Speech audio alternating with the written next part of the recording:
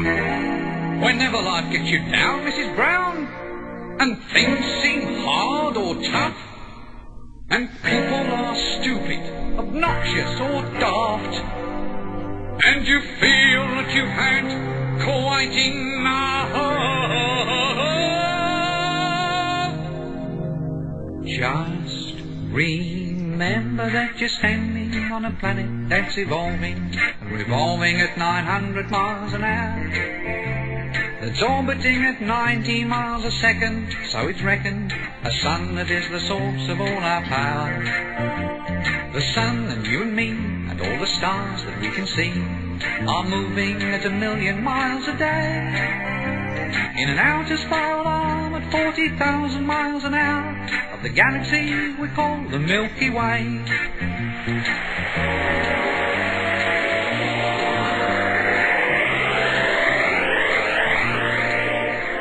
Our galaxy itself contains 100 billion stars. It's 100,000 light years side to side. It bulges in the middle, 16,000 light years thick, but out by us it's just 3,000 light years wide. We're 30,000 light years from galactic central point. We go round every 200 million years. And our galaxy is only one of millions of billions in this amazing and expanding universe.